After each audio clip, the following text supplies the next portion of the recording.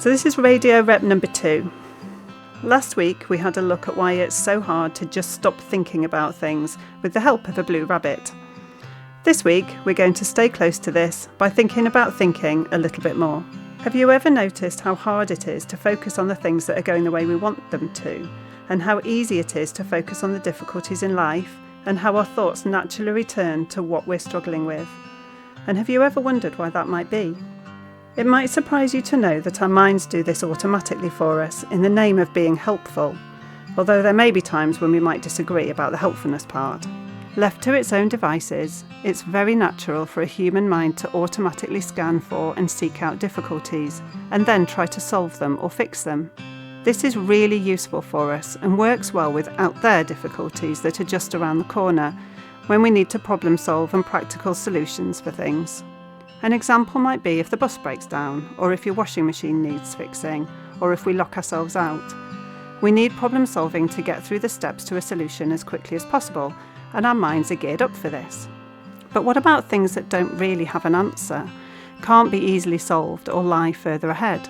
Lots of inside difficulties, things that happen inside our minds or bodies, don't have a solution that permanently fixes them.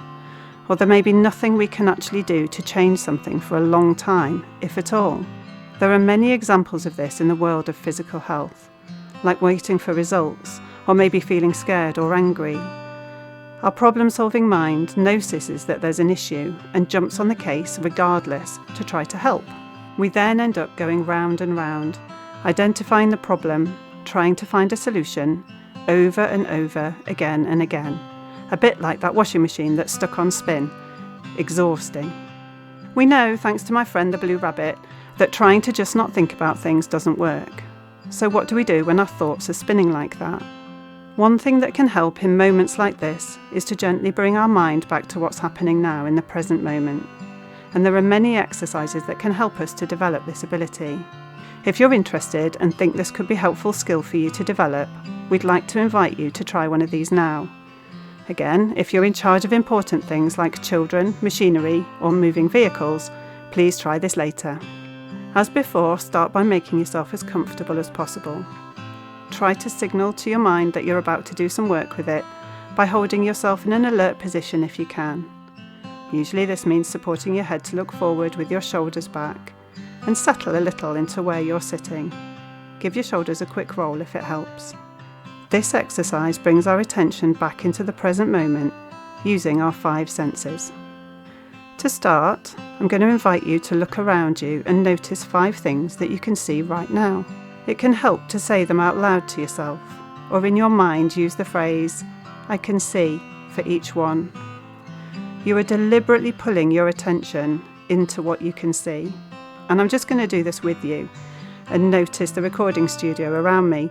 I've never been here before, but even somewhere familiar you can often notice something different, like a reflection or a shadow. Remember to just say things to yourself like "I can see" for each one.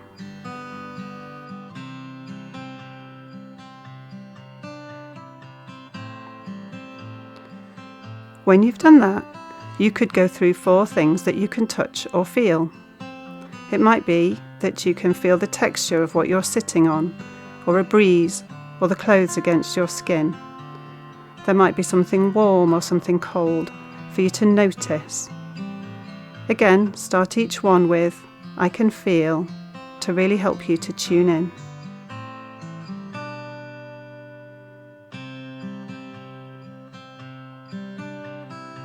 Then move on to 3 things you can hear by noticing the sounds that are around you.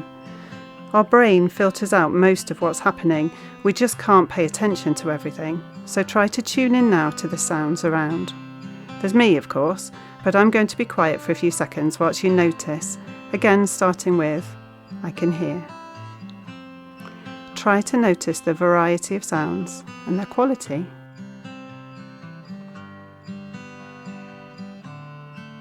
Next, you could move on to 2 things you can smell. This can be a tricky one. Again, we're used to filtering most smells out of our awareness. You could notice the smells of your clothes or a drink or a snack, or any other smells in the air. Finally, bring your attention to your taste buds and notice one thing you can taste. What are you tasting right now? If this is hard, you can imagine the taste of your favourite meal or what you most recently ate or drank. Once you've noticed all things with your senses, you could roll your shoulders again. How was the washing machine mind through that exercise? Did you notice anything about that? It's very common for our attention to be snagged in an exercise like this, and at the same time, like all good reps, with more practice it gets easier. Once we've brought our attention back into the present, we have more of a chance of choosing what we think about next. If you like this exercise and would like to listen again or try other similar ones, please visit www.yorkhospitals.nhs.uk and look for psychological medicine to find out more. Listen again on the website yorkhospital.nhs.uk and search for psychological medicine. More reps next Saturday at 5:20 when York Hospital Radio Reps returns.